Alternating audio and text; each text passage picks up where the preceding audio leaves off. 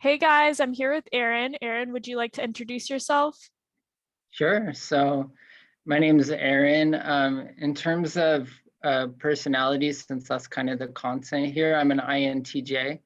Um, I have a lot of background in personality theory. Actually, I have a doctorate in psychology, and I've studied personality theory for many, many years. So it's definitely an obsession of mine. And so I've loved your content, Emily, and I try to keep up with as many different points of view as I can. So yours is one that I really enjoy. Oh, I didn't know that. That's awesome. That's really cool that you said a doctorate in psychology. Yeah, I do. Yeah. Oh my gosh. Okay, that's going to be something that we're definitely going to be discussing in this interview Sure, because I'm yeah. very interested to hear like your time with that. But I guess an infamous question that I ask everybody, how would you describe yourself as a child? Um, well, I had a great imagination, I know.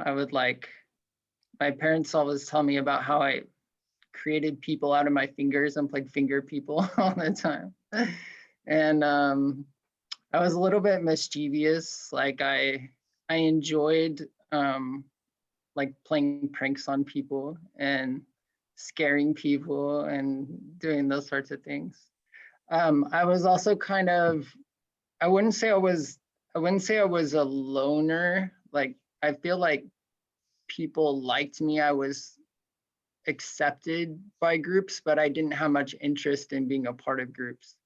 So I typically only kept like one good friend at a time, but that friend would be a really good friend. And I would keep them for, until one of us moved away or something terrible happens. But other than that, they would be like, and they're still, I would say they're still in my heart, those people.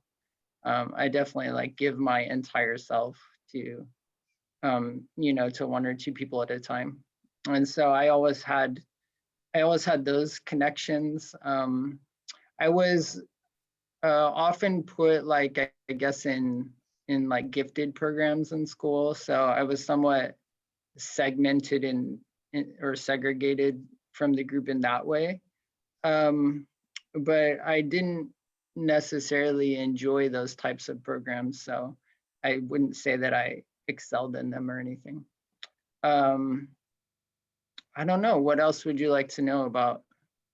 I'm not sure what to say about being young or, you want to know like what my environment was like or what my family was like, those types of things. Yeah, I feel like just from some of the stuff you've said already, I have kind of like follow-up questions with that. Sure. Okay. So you had like you would make little imaginary people out of your fingers.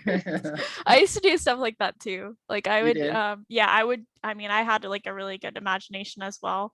And my sister and I would play pretend and like I used to come up with books and like make paper figures and like play stuffed animals, play outside, different things. But Oh, cool. Yeah. that's Yeah, I fun. think that's probably for intuitive DOMs. I think that's probably pretty typical in some way. Did you Yeah. ever like, okay, so I don't think I've ever talked about this on my channel, but like in class, if I was ever like bored or something, so like mostly in elementary school or middle school, I would make objects. Like I would have objects on my desk and I would like kind of play with them like they were dolls or toys Mm-hmm. or something. Yeah. And then like, yeah. Yeah. I did things like that. I know also I was put on sports teams a lot by my parents when I was younger, and I would be the guy like in the in baseball, I was just like spinning in circles in the outfield, playing with the grass and like, looking up at the clouds. I was not engaged in the physical world very much. At least in those types of sports. Later, I got into individual sports, and then I was very, very focused. But but when I had to be a part of a team, then I assumed everybody else would do the work, and I could just imagine things. What what sports did you excel at? I excelled in martial arts, so I did that for a lot of years. I was competing like on a national level at one point. And then I did in high school, I was on the wrestling team. And that, like, when I guess this is a part of my childhood too. When I picked something up, I was extremely obsessed with it and extremely focused. And like, I would spend as much time as it took to master that thing. So like when I was younger, I wanted to be a zoologist. So I was like studying birds all the time. I had bird posters everywhere. I had like 10 birds. I built an aviary, whatever. You know, and they would last like a few years and then I'd be on to the next phase. So anyway, one phase was martial arts and that lasted for a good like 10 years. Wow. Yeah. Yeah. Wow. What was like, I mean, did you get to a black belt, I would assume?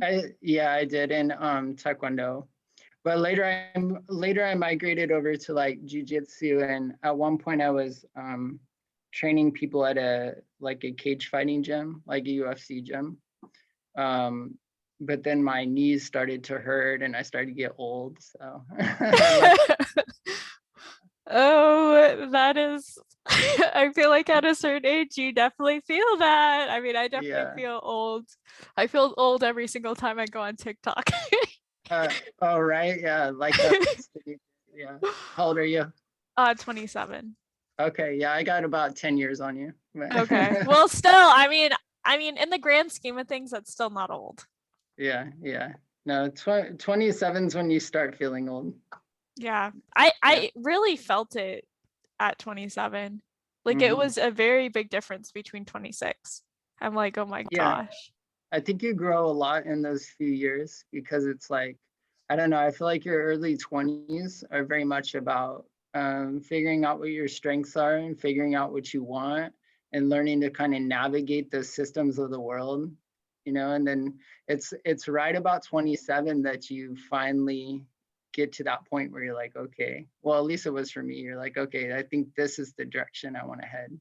Yeah. Well, that's how it felt. It's felt like for me, I feel like it's kind of kicked me in the butt a little bit. Yeah. The 20s are good at that. Well, I'm kind of like, I'm not trying to wish away my life or like say, oh, I can't wait until I'm like in my 30s. But I do feel like it only gets better in your 30s if you like take advantage of your 20s, like in the right Yeah. way. I feel like Yeah. if you wash away your 20s, then your 30s are like, oh crap, I have to get everything together. But like, I'm seeing that my 30s are probably when I'm going to like blossom in my career and stuff like that. So Yeah, no, I think that's true. I think everybody tends to want to rush that process, but there's really no rushing it. I mean, there's a select few that maybe advance a little quicker, but there's still a process of experience that you have to go through. And I feel like you're in your 20s, you're trying to figure it out. In your 30s, you're starting to feel like you have some direction. And it's not really, I think probably I'm looking ahead now to my 40s. And I think really it's your 40s where you're like, okay, I got this thing, you know, uh, I know where I'm headed and I feel solid. yeah, I agree with that, especially because a lot of things I feel like, I mean, some people they do these things in their 20s, but I would say that the majority of people really start doing these things in their 30s, at least by their mid 30s, is like if you want to have a family, at least as a female, like you kind of that typically happens. If you want to get married, if you want to do X, Y, and Z, I feel like all of that stuff kind of goes into place, or at least you're making those plans. And then by 40, you've already kind of solidified that kind of stuff. Yeah, you So, put it all into the process. Now you're feeling comfortable in it. Yeah. yeah, so that's really wow. There's a lot I feel like I want to talk about because you have had a fairly like I would say a very interesting life when it comes to your interests and what you've gone into because on one hand it looks like you've really tried to um kind of get in touch with your more like SE side of things Yeah. like when it comes to taekwondo and jujitsu, and then obviously having a doctorate in psychology is like on the other spectrum. And sometimes I would say that they actually do collide in different areas. But Yeah, yeah, yeah. I found that it's really important to, you know, Socionics has so much richness and so much value in understanding. And one of the big differences I think between like MBTI and Socionics is that your fourth function is not in Socionics, it's not your Achilles heel, it's your seeking function. It's the thing that you're actually going after. It's the thing that yeah, you want more of. And when you accept that part of yourself and stop avoiding it, I think there's a lot of fulfillment that comes in it, right? So, like finding healthy ways to engage in SE is really important for an INFJ or INTJ, instead of like letting it just build up and then jumping into various, addictions or whatever. You know how it comes out, but yeah, I found that that's really important.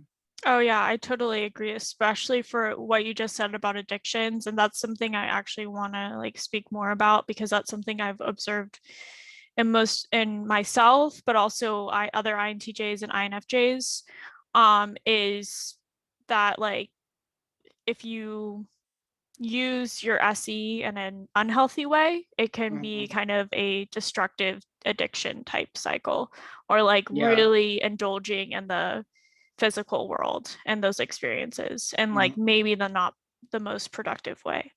Yeah, Um, it can be definitely become your worst pain point if you're a Dom and I, yeah, or if you choose to use it in a healthy way, it could become the greatest piece of fulfillment in your life. oh, I agree. And like, I mean, I would assume that like your martial arts background, especially, that probably was very therapeutic in a way. Yeah, I think that was, and then now that I'm older, I make sure every day to go swimming or do hot yoga or some sort of like SE um, type exercise, and that's like what keeps me grounded. Otherwise, I start losing my mind and I'm looking for outlets, and then they're super unhealthy. So, yeah, so I've just made that like part of my structure. That's really, I feel like that is extremely healthy. And I think even for myself, and I would say like just looking at other INFJs and INTJs, like um going to the gym or just being physical, going on a hike, swimming, like you said, different things like that, I think really do engage in those areas that you do want to keep a good amount of yourself in that world. Hmm. I mean, maybe you're never going to be like the best at it, but you should be trying to engage yourself. I really feel like anybody should, but I think especially for NI DOMs. Yeah, you have to, because what happens is, as you know, with NI, you just get trapped in your head. You get stuck and it becomes like a prison. And then your psyche is naturally looking for a way out of that prison. It's like, what, any way that I can get out of here, I'll get out of here, right? So pass me that bottle or pass me that drug or, what have you, your particular vice. Um, but there's really great channels for SE if you look for them, like even outside of exercise, participating in like in art or style, or there's so many cool things to engage in the physical world that can help to draw you out of that NI prison. No, that's such a like beautiful way of putting it, because it is a prison. I mean, you're kind of like the Count of Monte Cristo Cristo Mm-hmm. in the prison, uh and you like there's it seems impossible to get out, like because if you get into that loop of being in your head, it can definitely be difficult to get out of. I kind of wanted Mm-hmm. to take a step back to what you said about being in the gifted program. What did you not like about being in the gifted program? I think it was primarily the expectations to engage in the type of learning that they wanted me to engage in. Like, I very much just want to engage in what I want to engage in. So they would have like these giant books that we would have to read, and I wasn't interested in the content. Or they would have like a lot of it would be based on memorization, which is a very SI type thing. And so I didn't want to engage in that, in those SI exercises. I wanted to engage in more creative ventures. And so I just didn't. I think that the programs weren't put together in such a way that it would engage an NI-DOM or probably even an NE-DOM. They were put together in a way that would engage in SI-DOM. Interesting. I Were have a you? few. No, I was not. Uh, No, I've talked about this, but I actually was, so I'm dyslexic. And mhm, so they actually tested me at a young age about the dyslexia, and supposedly I wasn't dyslexic, but like looking back, it was very obvious. I always had trouble spelling and reading, like, and I had to be in other classes because of that. And I also had like high anxiety. So actually, I was almost treated opposite. So like I feel like I kind of have had a chip on my shoulder up until I graduated from high school, and I kind of realized the truth about things, even though I already knew it, is like mhm, I kind of always thought that people thought I was stupid. mhm. Like I just like was afraid that people thought I was stupid all the time. That'd be a difficult thing to overcome, even as you start to accumulate more knowledge about how functions work and understand on an intellectual level that you're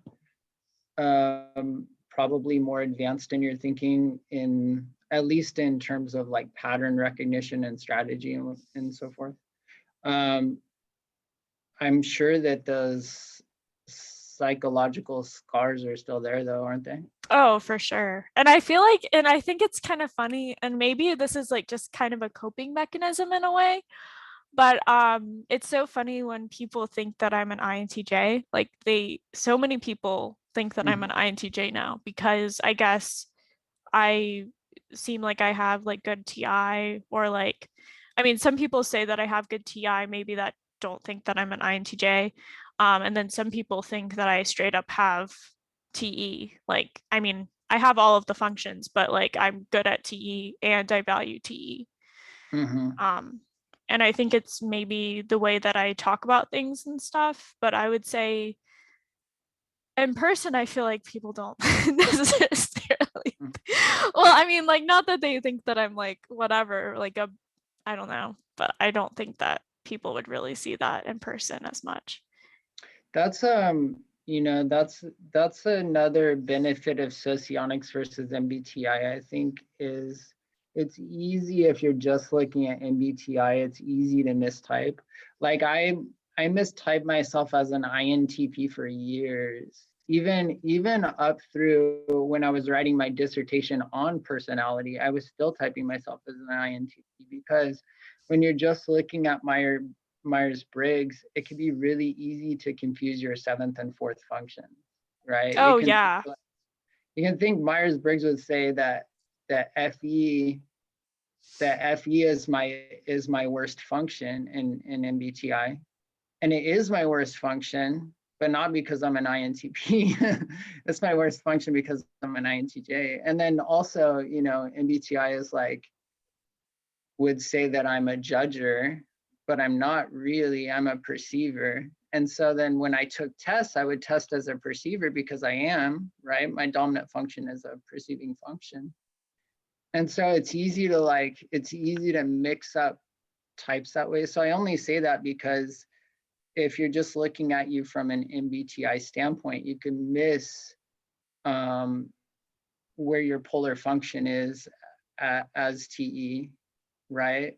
And you could miss that um you could miss like where your sixth function can kind of show itself, right?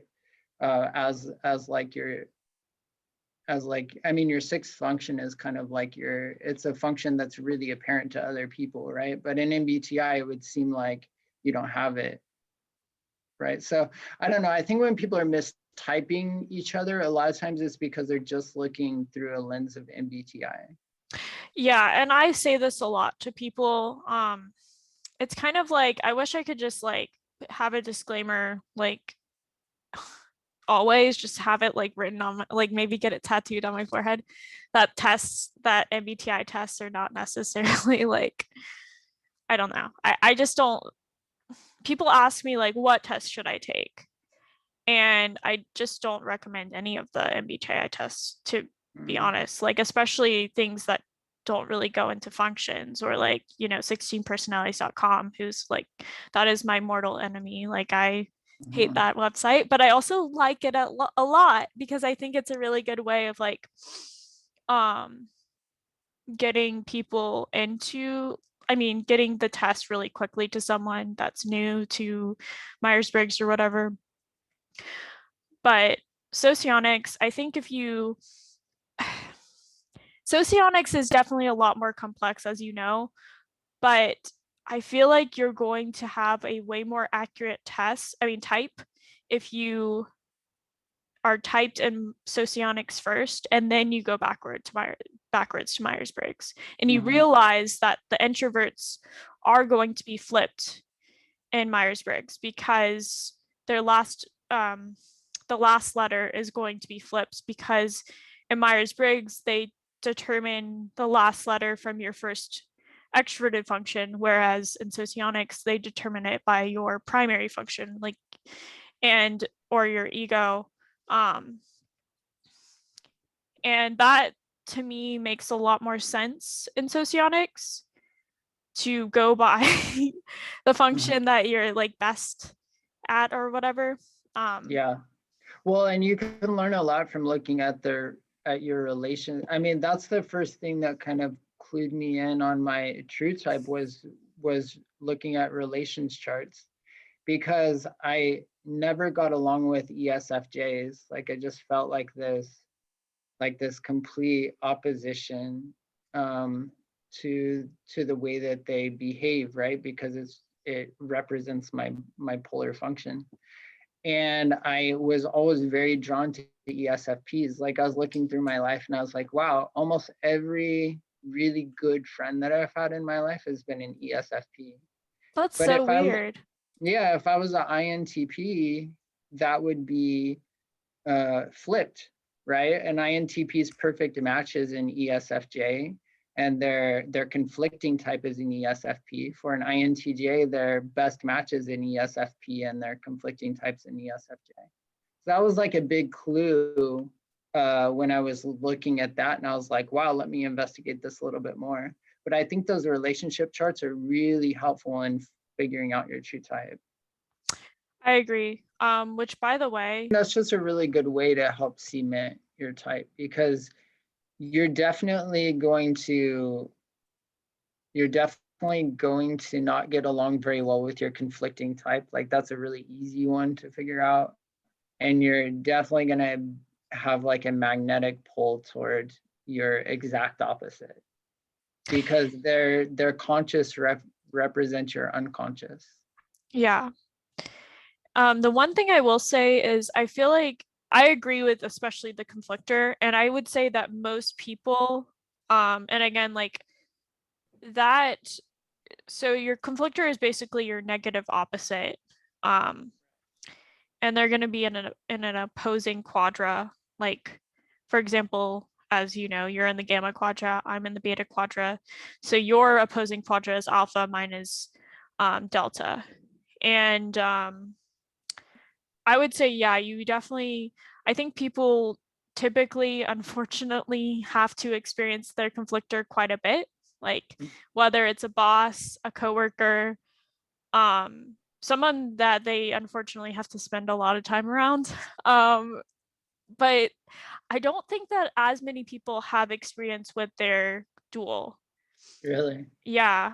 I think you really do have to do things that kind of activate your So for like you, like SE, to really feel like you will put yourself in those positions where you're going to meet your dual. But I think that a lot of people, which it sounds like you in general have a fairly balanced and healthy psyche compared to a lot of people where they don't really necessarily put themselves in those positions. Like, for example, I mean, I definitely know ESTPs, but like I spend my time either alone or in coffee shops. So that's not really an ESTP place to go. No, you gotta go to the bar to meet ESTPs. Yeah. Or like Or just to like do or like more. hookah places. Yeah, exactly.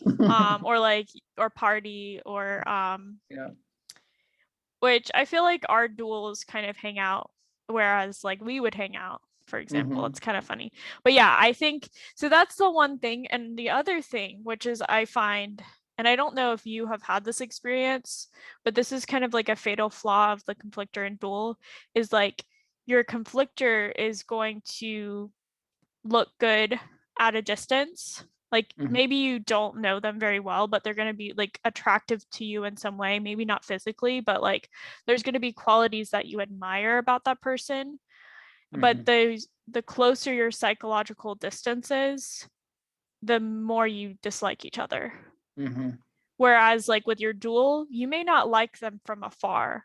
And it's not until you get really close to them that you realize like how much you have in common and how much you get along. Yeah, I could see that being the case. I don't know why all of my friends ended up being ESFPs. I mean, growing up all the way till I was older, but they seem to be attracted to me, right? So they're the ones that initiate the relationship, because as an introvert, I don't really initiate relationships very much, but they end up talking to me, and then the more they talk to me, the more they realize that they're looking for what I have to offer. And then I realized that I really like them, and so then I engage more. And I guess it has just, for whatever reason, happened naturally throughout my life that the people closest to me have been ESFP. But I can see what you're saying, and a portion of it could end up being environmental, for you. Yeah, I don't know why it hasn't been environmental for me, but maybe, like you said, I find myself in those environments more. Yeah. I mean, I definitely meet a good amount of ESTPs, but I'm even saying for like people, I do know a lot of people that feel like they don't know their dual, or like they've had very limited experiences. And that's kind of just like, I mean, it is a theory in socionics, but I've seen it happen that way. Also, do you know what your parents or family, like what their personality types are? Yeah, everybody that I come in contact with, I know what type they I remember people's type more than I remember their names. That's the same thing. I do the same thing. Yeah. Yeah. Like, oh yeah, you're the INFJ. Um, my dad's an INFJ, so that worked out really well. My mom's an ISFJ. So I think our communication style was much different, but she's my, I think, activity partner. I can't remember for sure, but she's not like a conflictor. It's just like we just don't see things the same way, I guess. But I didn't have like a bad relationship with her.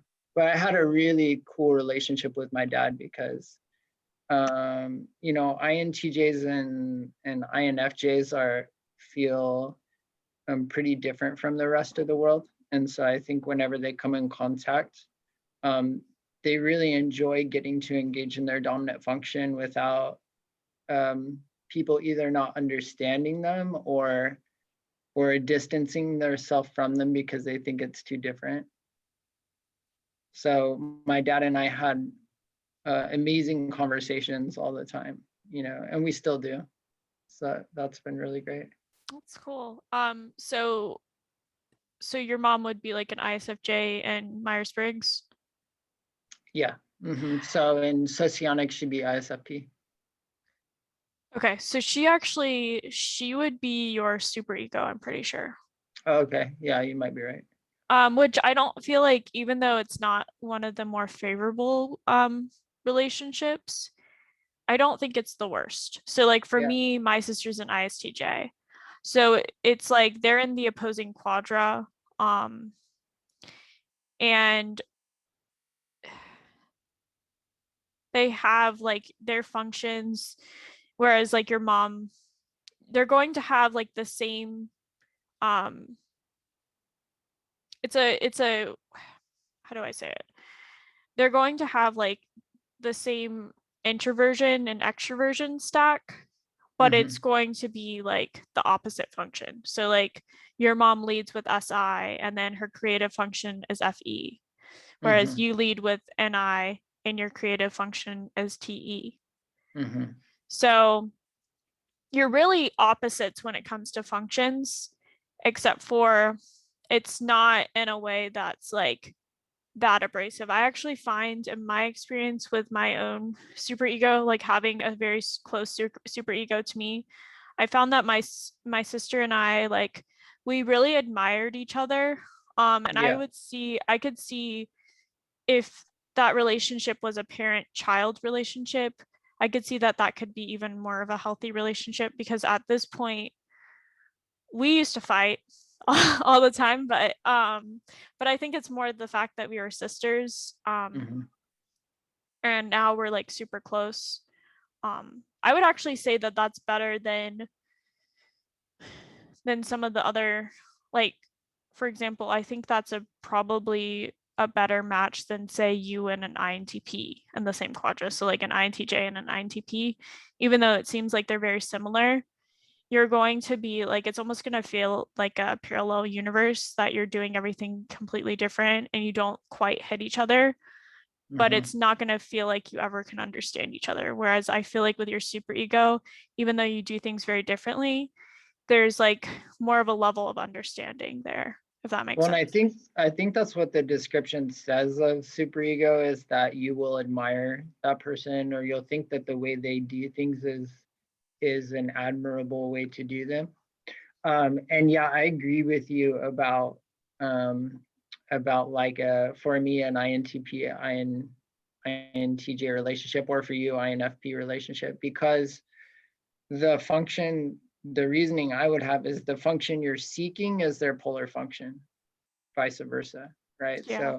So I'm seeking SE and they can't provide that at all. And they're seeking FE and I can't provide that at all, right? And so you're seeking something the other can't provide, and so that relationship is doomed to to fail.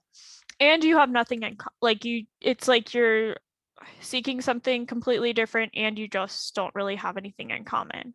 Whereas Mm-hmm. like I even though I don't feel like, and it's so interesting because I see INFJs and INTJs when it comes to socionics. I really see so much overlap. We really do have not every single personality is like this, but we're really pairs where we kind of get along with the same people. Like it's very interwoven. Um, Mm-hmm. so like you would be the benefactor to an INFP, and I would be the benefactor to an INTP. Mm-hmm. And Wait, I think that's reversed, isn't it? No, you're right. Okay. Yeah. yeah, so you're gonna find your benefactor a little bit annoying in a way, or like kind of just like not annoying maybe, but like almost like, oh, you're kind of doing this a little bit wrong. And you may even be close to them, but you're also there's going to be some type of level of like, I don't know, you're going to like them in some way. It's almost like this little, like almost like a child that does things wrong, but they're always seeking approval from you. Mm-hmm. Actually, I think I'm the benefactor of ISTP, wouldn't I be? Because their tool function is what I'm seeking, but I can't provide their seeking function, right? That makes me their benefactor. Um, Let me look at this. I don't think so. Yeah, look at the chart and see. You might be their beneficiary. Oh yeah, that's what it is. You're right. Okay. Yeah, because Yeah. my beneficiary, I mean, so I'm a beneficiary of an ISFP. That's what I mean. Yeah, Like, because because yeah, you can't provide what they're seeking, but they provide what you're seeking. Yeah. yeah. So like my mom is an ISFP, and like it's like even though I'm an adult, it never feels like I quite am doing everything right. Like Right. it just feels like it always will feel like I'm her child, unless Mhm. I'm like psychologically away from her, like there is a distance. Yeah. And it's interesting with my family.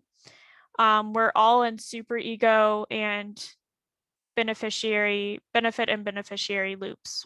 So like um my sister is my super ego. My dad is my mom's super ego. So like they're super egos, and then my sister and I are super egos. Mhm. And then I'm my mom is my benefactor, and then my mom's benefactor is my sister, and then my sister's benefactor is my dad, and my dad's benefactor is me. Mhm. So it's like yeah. So it's like a big circle. Yeah, it is. But yeah, I really do want to make kind of like a socionics related video about like IEIs and ILIs, because like it is very like if you know an ILI, like they're kind of who they get along with or don't get along with, you're gonna know an IEIs. It's gonna be only slightly different. Mhm. So Yeah. it's really interesting. Yeah. No, I mean, when you start to look at um, the relations through a socionics lens, all of the all of the relationships you've had and do have in your life start to make a lot more sense. Right. No, I actually think that that is the best way of even typing yourself, is like what you were talking about earlier, is like really kind of understanding the people around you Yeah. and kind of dissecting that. Yeah. Like I'm my wife's supervising type, right? She's your conflicting type ESTJ. And so I think she always feels like she never lives up, even though I don't feel that way. She always feels that she never lives up to my standards, I guess. Um, so it's like there, but no matter what I do or say in order to make her not feel that way, she continues to feel that way. Right. So it's like the relationships you have in your life are much more tied to your cognitive functions than people probably realize. And it's like impossible to circumvent those relations or the outcomes of those relations. It's like nothing you can do about it. It just is.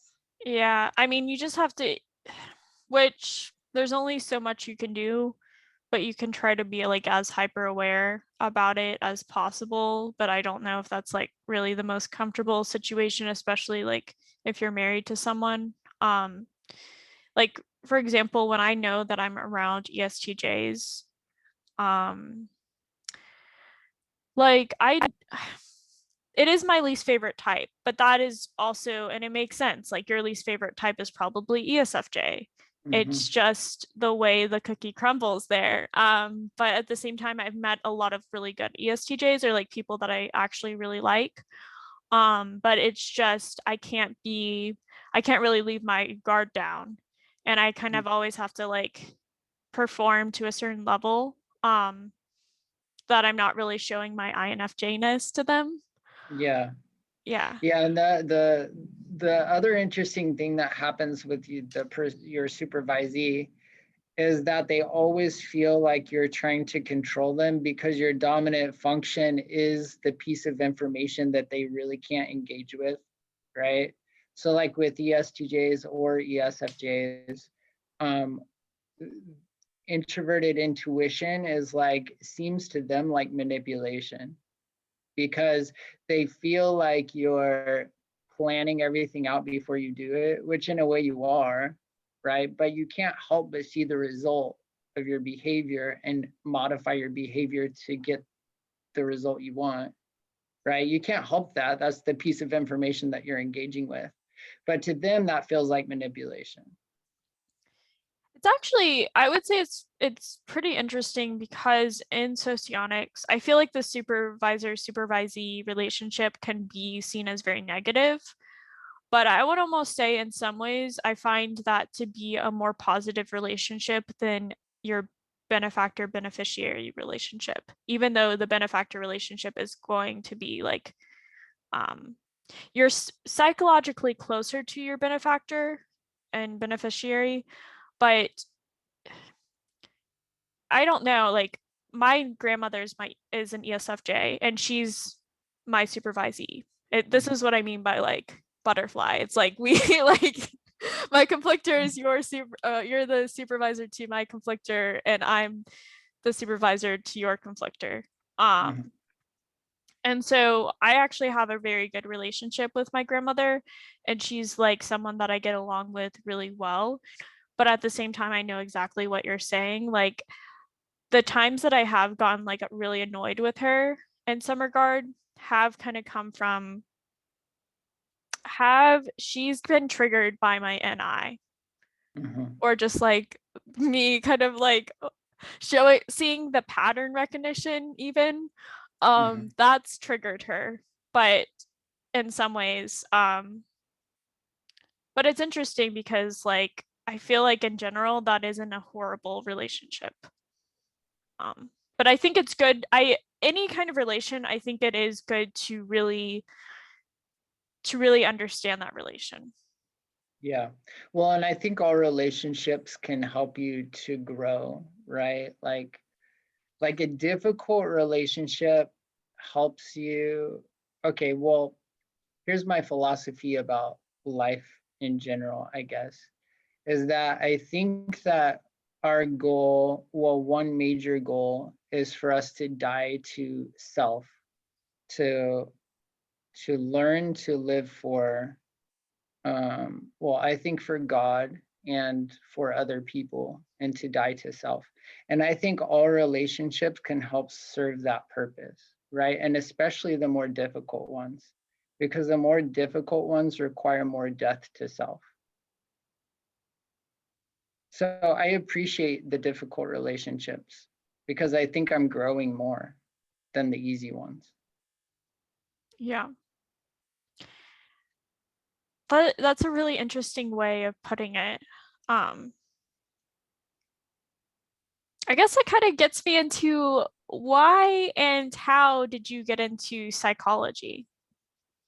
Um, so what I focused on was, well, when I was about your age, when I was about 27, I had my first daughter, and before that, I had wanted to be a writer, and so I spent all of my time writing. But I realized that that was going to be like a really difficult road for my family. And so I needed to do something that was, I guess, a little more grounded. Not that you couldn't do well as an author, but it's pretty difficult to. I'm not afraid of difficulty, but I know that takes a lot of time. So I said, well, I'm gonna do the next thing that I know I'm good at, which is school. So I jumped back into school because before that I had been in the military and I had gone from, job to job and just not known what I wanted to do with my life. So I jumped into school and I said, I'm not going to walk a graduation until I get to the very end. I'm not going to walk a graduation until I get my doctorate. And I went to school year round for 10 years with that focus in mind. The reason I chose psychology, I think, was honestly, I hate math. And so it was like one of those subjects where I could avoid doing a lot of math. And then also I am very interested in people and I'm very interested in the systems that make people work. And so psychology had all of those elements for me. I definitely didn't, however, want to be a counselor. I think that, that's a job much better suited for an INFJ. I don't think I'd be very good at that type of role. I could maybe analyze, but I don't want to sit there and just take on your problems. So I went into organization psychology, which is basically like business psychology. And I got really interested in the process and personality. Before that, I saw that psychology was basically just looking for what's wrong with people. It's just looking for like for the diagnosis of the person. And unless you have a diagnosis, then you don't really have any foundation as to an understanding of that person. You're just always sitting there looking for a problem. But when I found personality psychology, I saw that there was some footing in being able to understand people outside of diagnosis. And I saw that the functions really had a lot of validity to them, and I could see them operating in the world around me. And it was really cool to be able to like almost hack into people's minds and understand what their behavior was likely to be based on their type. And so that's what I really pursued. Like when I was doing my doctorate, I did my dissertation on using personality psychology in sales. And so how to sell to someone based on their type. So I don't know if all of that answered your question, but that was sort of the path I took and the line of thinking I had. No, I think that's amazing. I mean, actually, it's really inspirational. Yeah. I've definitely thought about going to school for psychology, even going back to school at some point. And I actually went back to school, like I'm not in school right now, but I went back to school last semester for like coding and stuff. And I find that interesting. I like the patterns and I like, stuff about that. But like my heart is definitely with psychology. And I think eventually I'm gonna go back to school for psychology, but it's Yeah. inspirational to hear. It's not too late, because especially like if you just go for it and you go straight through, you'll find that by the time you get to your doctorate, you're actually younger than most of the people in there. Because what most people do is they'll do their 4-year degree, they'll take some time off, and they'll end up in a career where they want them to get a master's, then they'll do that, then they'll wait. And at some point in their 50s, they decide they want to just put in the time and get the doctorate. And so you're like, if you went now, you could be, 35 years old or 34 years old in your doctorate program with a bunch of 50-year-olds, and you'd feel like a stud. Yeah. Yeah, I did my undergrad in international affairs, which I feel like lends kind of to psychology. I actually have never taken a psychology class. Okay. Yeah. Well, you won't like most of it because most of it ignores actual truth. Most of it is focused on well, like most of education, right? It's actually just indoctrination. They're trying to get you to think a certain way and to buy into certain ideas. And a lot of psychology is that way too. It's not really until you get to, even in your master's program, it's not really until you get to your doctorate that you can pursue the stuff you actually want to, learn about. Because once you get to your doctorate program, it's pretty much on you. Like whatever you write your dissertation on, that's where all your studies are going to be geared toward. So if you want to do it on personality psychology, you can spend 4 or 5 years just on that, in that program. But up until that point, you probably won't enjoy it, because you're going to be looking at it like, well, these things that you're describing as being a disability or a diagnosis are actually just this personality type, and maybe they have some repressed functions or something. Right? Why do you think that a lot of the psychology field kind of discounts typology? I think there's a certain agenda.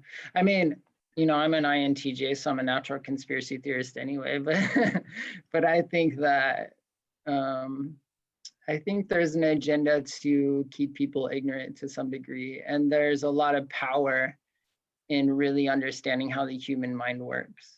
It's, I think it's power that maybe they don't really want in the hands of the masses. And they would much rather have everybody walking around feeling like victims, or have everyone walking around diagnosing other people as victims, than empowering people with real knowledge. Wow, that's very interesting. So you decided to do personality, like to analyze personalities for your dissertation. What did you find through your research? Well, I built a training on using personality psychology in sales, and then I had people use it, and then I had experts in the field analyze it to see what they thought. I think primarily I found that that the easiest way for people to grasp it and to use it was not to focus as much on MBTI or Socionics functions, as to focus on like Kiersey temperament. Because really, if you can just break it down to the 4 temperaments and place people in one of those 4 categories, you can pretty easily know what they're looking for, right? So maybe you don't know exactly their seeking function, but you know that intuitive feelers are looking for romance, and you know that they are seeking, that they um, are seeking a deeper knowledge of other people, and you know that they value enthusiasm, right? And so you can modify your behaviors as a salesperson to kind of fit that temperament, and be much more likely to vibe with them and close a sale, because people want to buy things from people that they like and people that they identify with. So the better able you are, and it'll work in any field, it's not just sales, but the better able you are to modify yourself to fit what that person would like and identify with, the better you'll do. That's really cool. Um, I don't know, how long have we been talking for? Uh, I think about an hour-ish, probably. Okay, I'm not sure. So I am going to try to keep, even though I have not done a really good job of it, but I'm trying to keep it to like a good hour. Sure. Yeah. But okay. So what how many children do you have? I have 2. So I have an 11-year-old and a 7-year-old. And do The you know what seven, their types are? yeah, the 7-year-old's an ENFP, and the 11-year-old's an ISFJ. So my wife is my 7-year-old, I mean my 11-year-old supervisor, and I forget, my 7-year-old is almost her. I think my 7-year-old is her activity partner, right? And I forget what my 7-year-old is to me, Your but illusion. my illusion, yeah, we get along really, really well though. Well, both my girls we do, but my 7-year-old seems to have a automatic understanding of my personality, and I have a pretty automatic understanding of her personality.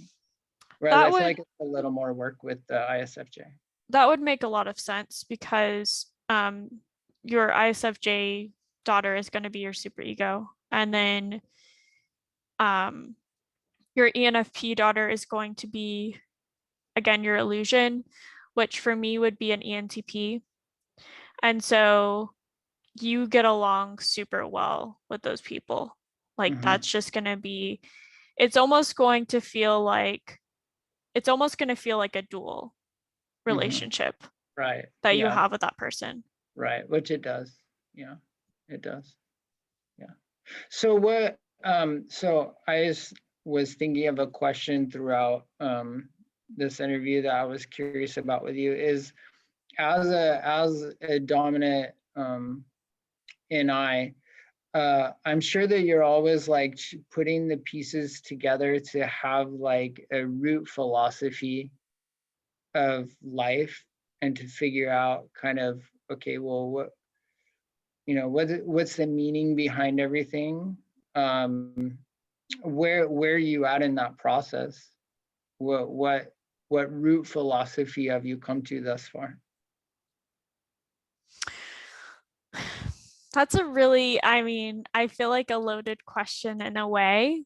I don't know. I feel like I've been on that path, or like seeking what that is. I think more intentionally since I was 13, 12 or 13.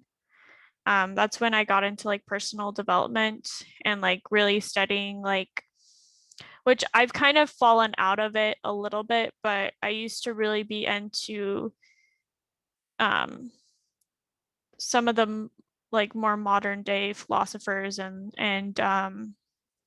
even just like thought leaders of this century, or like the century past.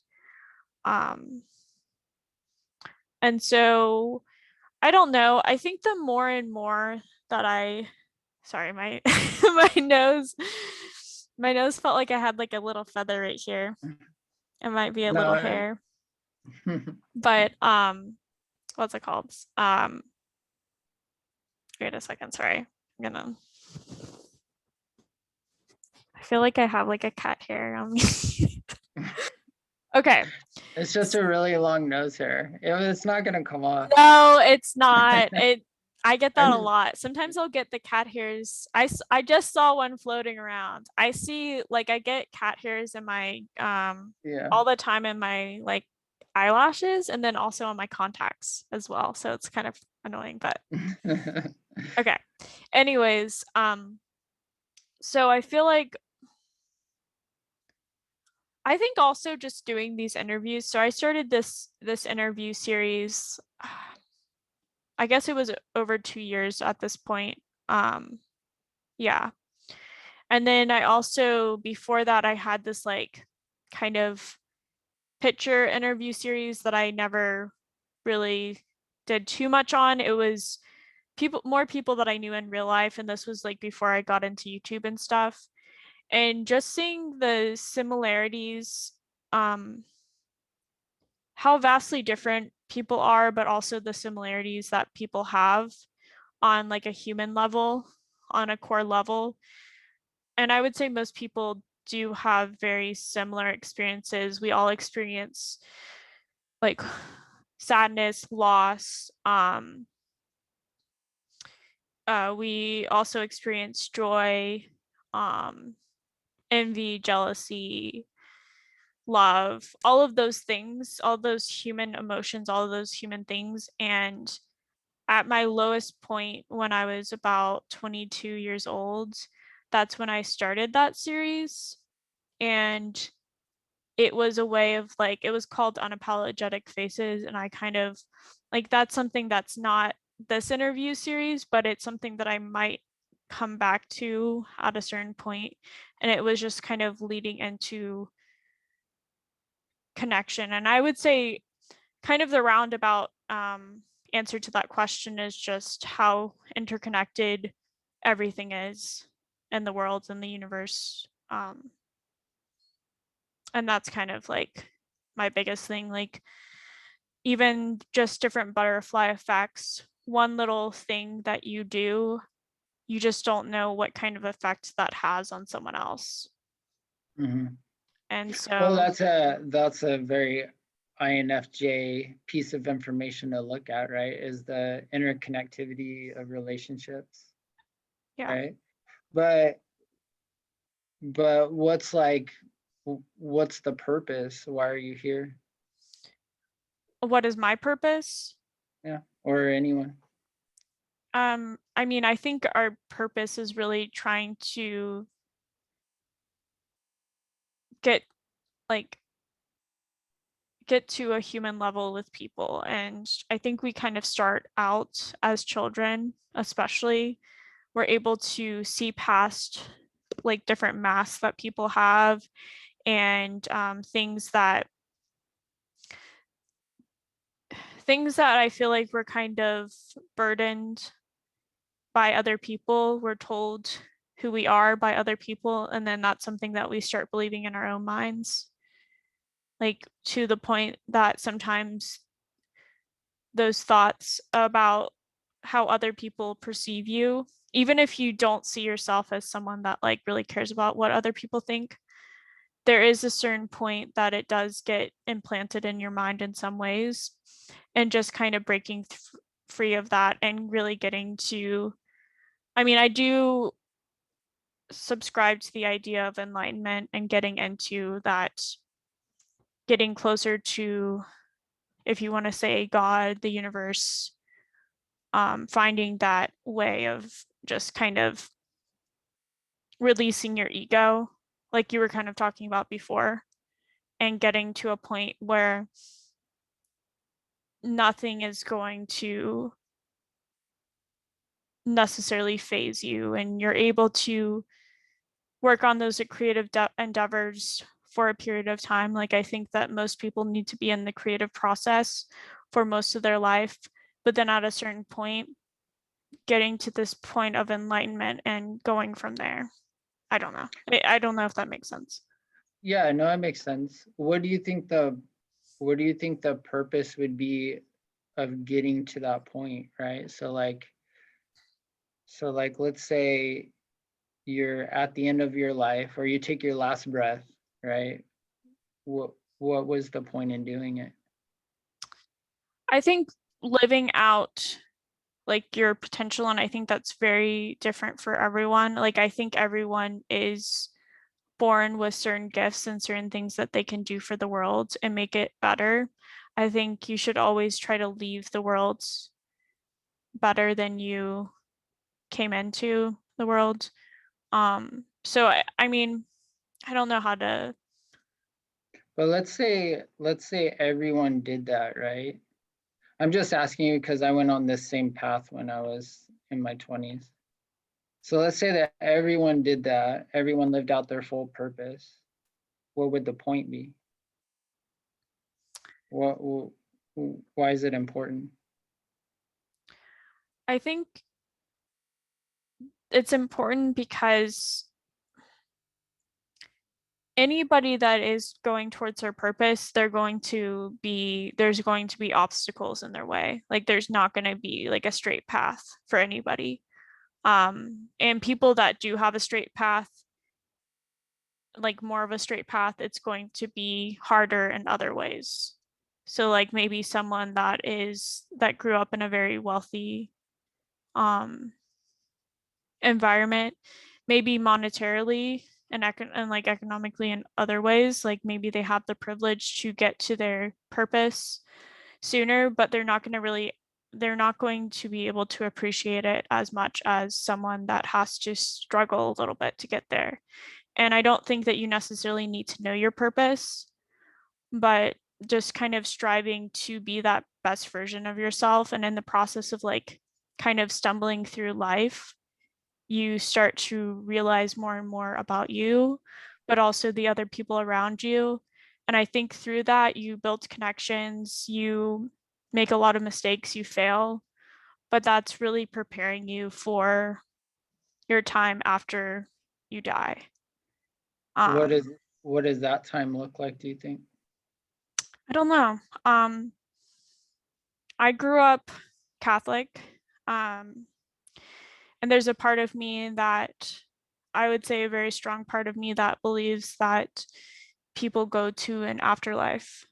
But even on maybe more of a scientific level, or if we didn't even see it in that way, it you do become something. And if even if it's just becoming kind of part of this universal world, like we don't really know. I think the purpose of life is like you don't really know, like you're never going to know everything. You're never going to completely have everything together. And it's going to be challenging, but I think really trying to live out that purpose, and not everybody will. Um, even if you don't live out your purpose.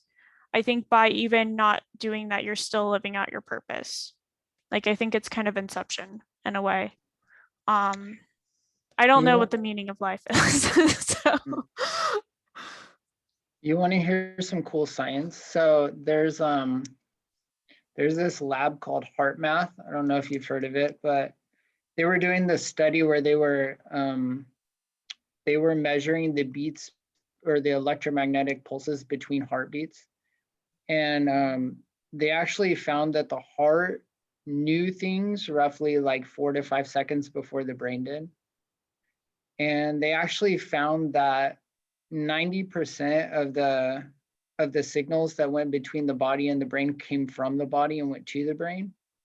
Only 10% came from the brain and went to the body, and those signals were just like move your arm, right? There was what they almost virtually proved is that thoughts don't emanate from the brain. Thoughts aren't created in the brain. They're actually, the brain is like a big receptor. It's a receiver. So thoughts are created elsewhere, being received by the brain or by the heart or by the gut. Like there's brain matter in all those three places.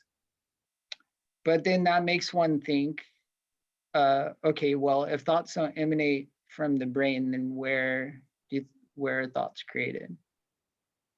I would say that thoughts are created in the soul, and that the body and the brain are a vessel in which to interact with the physical world.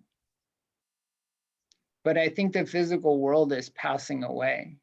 And I think if you root your purpose in the physical world, you're eventually going to run into a fatalistic point of view, because it's like, okay, let's say that everybody treated each other right. Let's say that everybody lived their full purpose. Let's say that everybody, lived up to who they were supposed to be, or whatever, set whatever standard you want.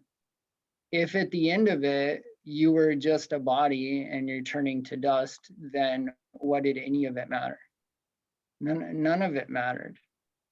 The only yeah. reason that any of it matters is because your purpose is not actually rooted in this world, right? Well, and that's kind of where I was kind of going with enlightenment. So that's what I mean by like you should try to be creative, and that does involve like the physical world to an extent. But all the while, like my version of enlightenment, or like how I've kind of come to understand it, is really just like, so you start off as this like pure being, and I'm not just saying physically, I'm saying it of the mind. You're told different things like at a young age, what you're capable of doing, what you're not capable of doing. And all the while, like, especially for people like ourselves that do live more so in our minds than other people, and if you want to call it the soul, and I'm not saying that like not everybody does, but there are different levels. Like some people are more physical, but it's not becoming like in that victim mindset of, okay, everything's happening to me, like in a mental sense. You can control the way that you respond and the way that you, I mean, really, it is having that mental control, that like control of what you cannot see in your life. But through that, through like those exercises, some of those exercises are an outward exercise of doing things. And again, like whatever your purpose is, but I don't think you're not necessarily going to get fulfillment from doing that. That's what I mean by like, even people that may have like a complete straight shot, it's not the fact of, let's say there's like a very privileged person that really wants to become a famous author. They have a virtually singular way, I mean, not singular, there's many ways of going out about it, but they can be pushed in that direction very quickly. They can have that very accelerated, become a best-selling author due to the notoriety of maybe their family, due to their monetary success that maybe they were brought up in.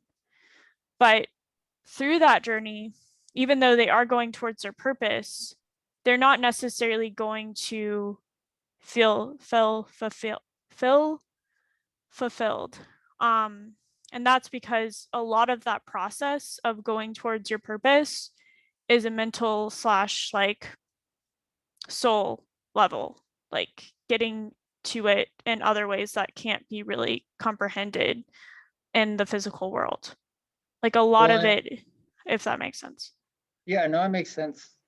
And I think everything ends up being subjective at that point too, right? Like if we just look at let's take a concept like morality, right?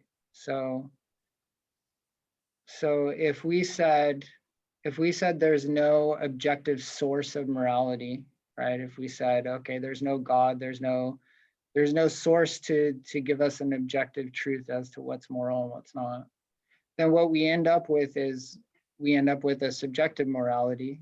So you could say that Hitler was moral because he believed that what he was doing was moral, right?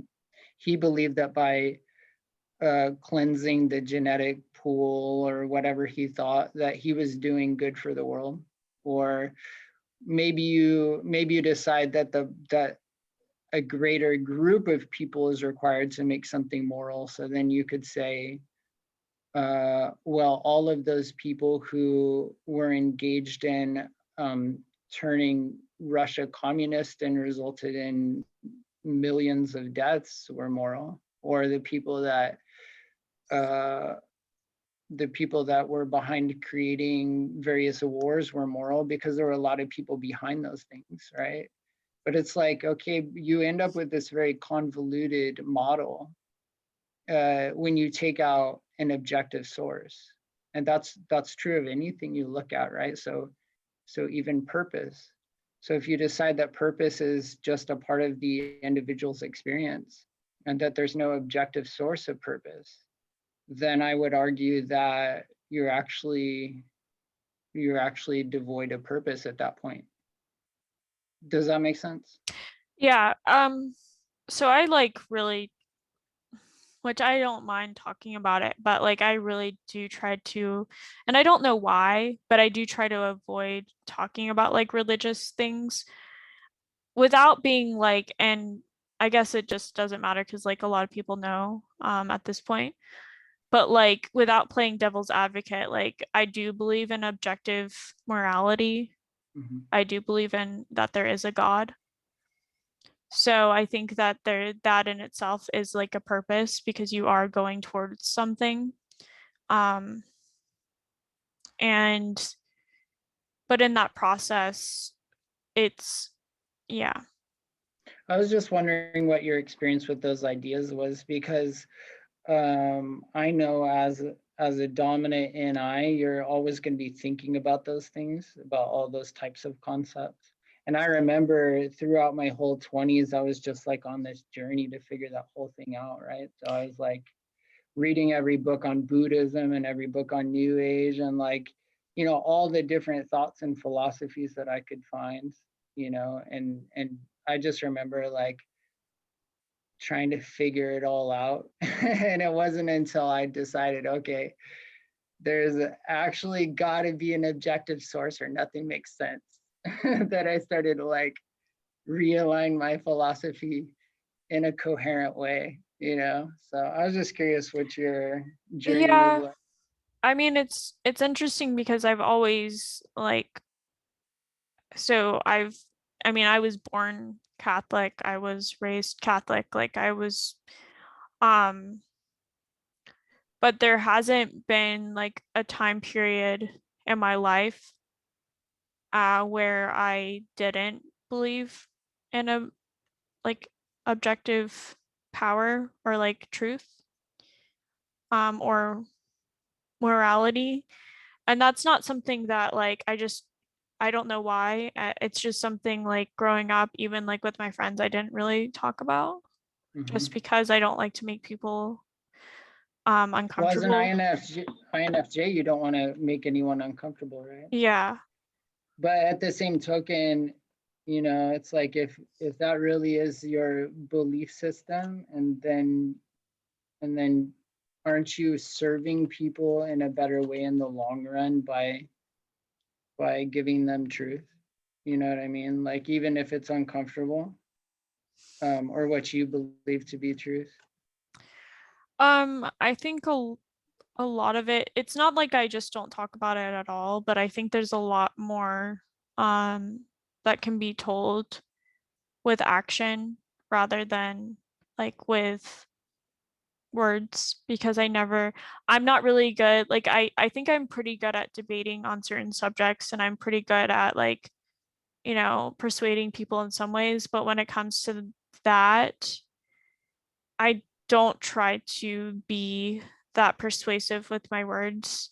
It's more so kind of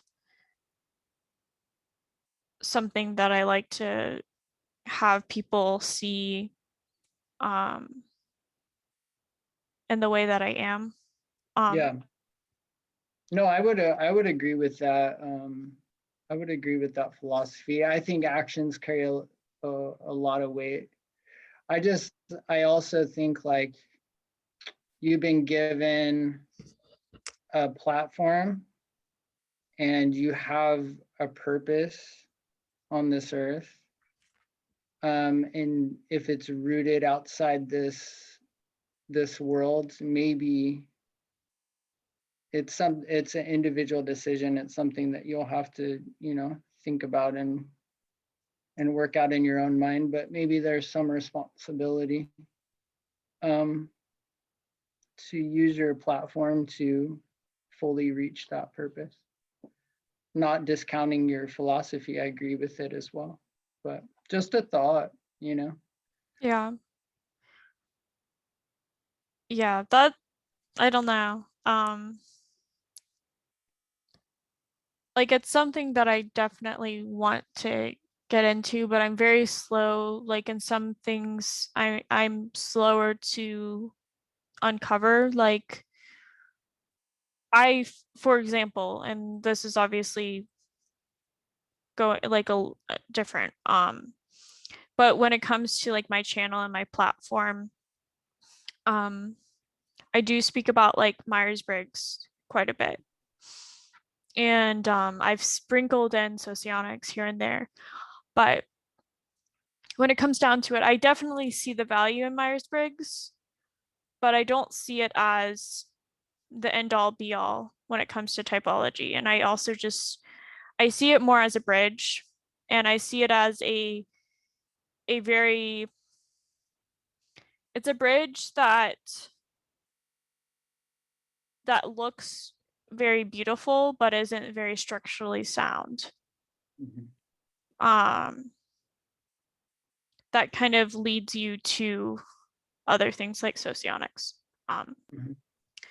so like with that, some things may come out later on because the thing, and I think you can relate to this in some ways, like when it comes to anything in my life, and I know that I never know like when I'm going to die necessarily. I have no idea. Like for all I know, like maybe 5 minutes after this call, I might pass away. Mhm. I hope not.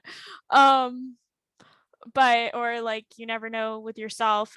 And I don't want to like be morbid, but at the same time, like there is a part of me that I feel like I'm fairly patient with things and I have like a lot of things that I want to unravel in the future, but things that I feel like aren't ready to be unraveled yet.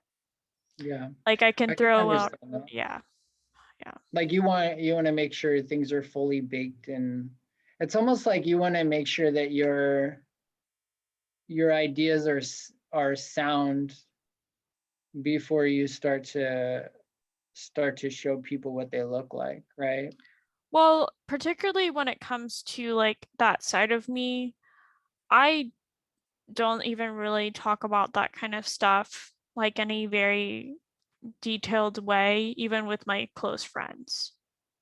Mm-hmm. And it's not because like I don't think that stuff matters. Like for example, one of my friends who's an INTJ, her and her husband are they're actually converting to Catholicism. And like she's known that I was Catholic my whole life, like the whole time she's known me. And I very rarely try to like persuade her in any way. And like I'm not good at debating her on religion. Like she went through a time period where she was exploring um, Protestantism and even Judaism because her mom is Christian and her dad is Jewish. So those have both been like somewhat prominent, not really the Christianity, but like they were somewhat in her life. Like she at least had that background, even though they didn't do really anything apart from the traditional aspects of both of those religions. And so when she like got into her late teens, early 20s, and to now her late 20s, it's just something that I've never really felt the need to debate her on or try to persuade her. But it Yeah, and wasn't then until, yeah. sorry, I didn't mean to interrupt you. Oh, that's okay. Go on.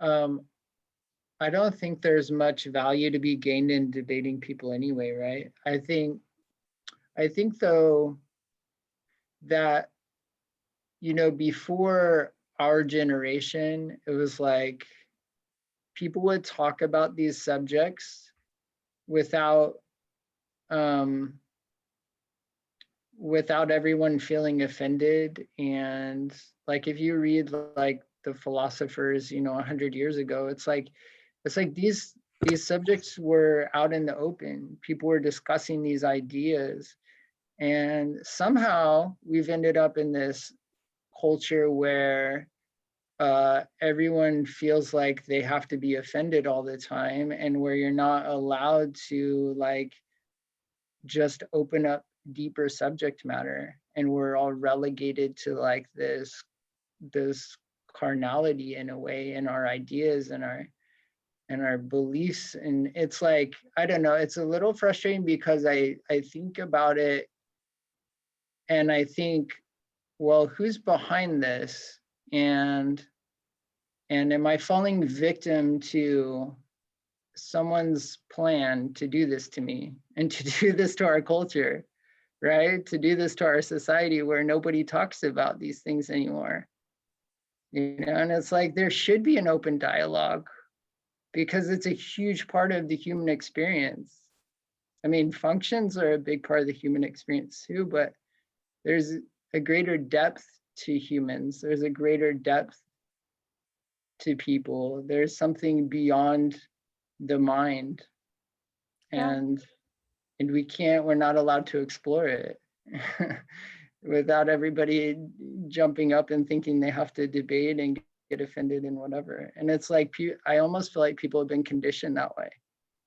And Yeah. I mean, that's even how I feel about like a lot of things. It's not that I don't want to hear criticism, but I've definitely experienced, and I mean, even like talking about like myself, like being Catholic, I grew up in the South, like I grew up in Georgia, and that was just like not the right type of Christian to be.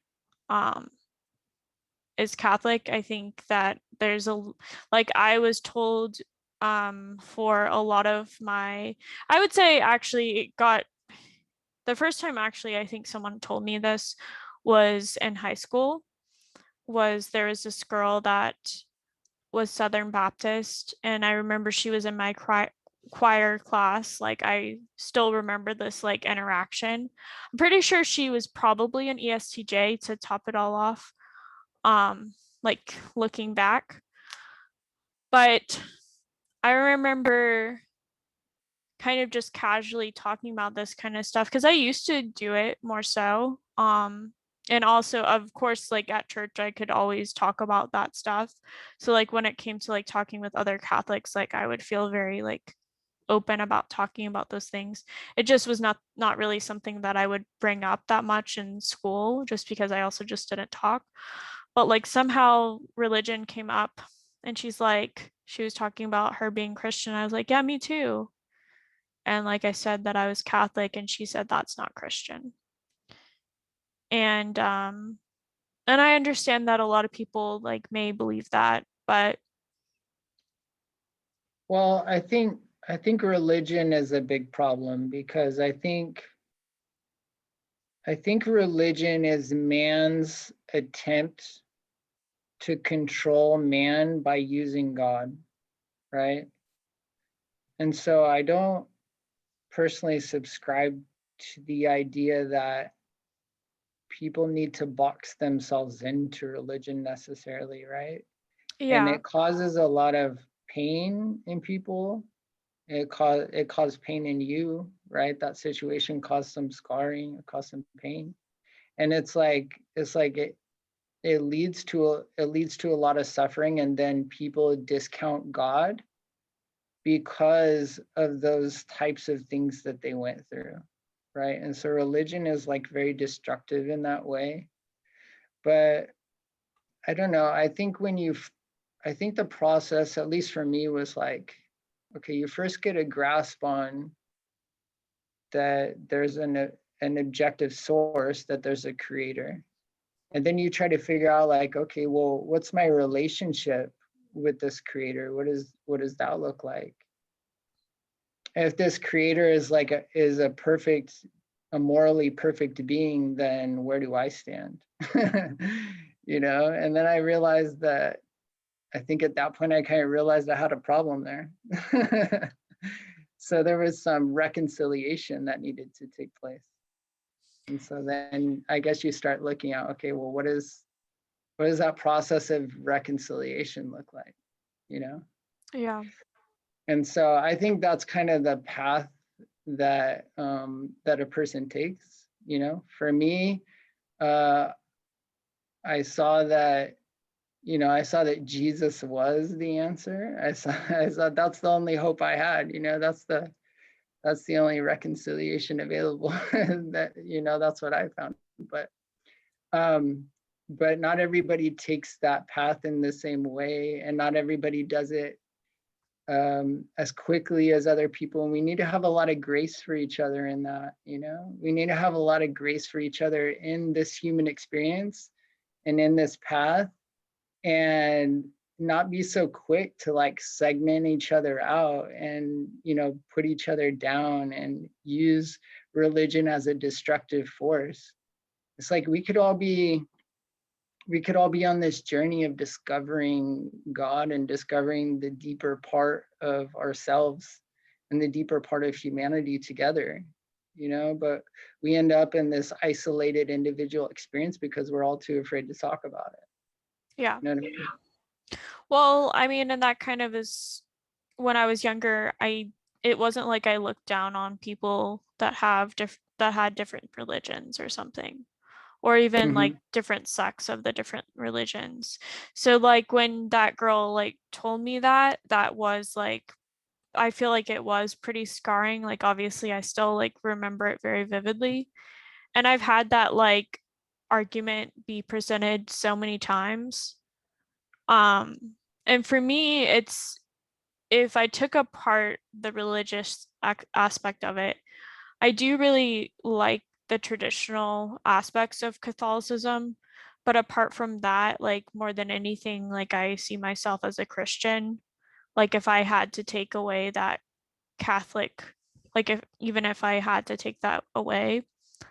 Um, and so that's like partly why I don't really like to talk about that kind of stuff because I mean, traditionally I'm still Catholic, but like that's not because am I going to like say at the end of my life that like I'm doing this because of Catholicism? No, I'm gonna like it is because of like being a Christian at the end of the day. Yeah, and But it's like yeah, it's like when you view God as a person, then it all becomes about a relationship, right? And relationship is a much deeper concept. It's a much deeper piece of ourselves than the more superficial, let's say, tradition or external behaviors that we may implement, right? And so it's like I think people focus on the superficial and end up undercutting what's really important, right? They end up disregarding the really important part, which is relationship, which happened to you. That happened in your case. yeah, But I don't know. I guess when I've watched your videos and seen you, I'm like thinking to myself, I could tell that there's something different about her. I could tell that there's a certain spiritual depth there. But then, yeah, it's almost like I see a little bit of fear, hesitancy to really engage with that part of you. But I think it's like a really cool part, and it kind of sets you apart from a lot of people.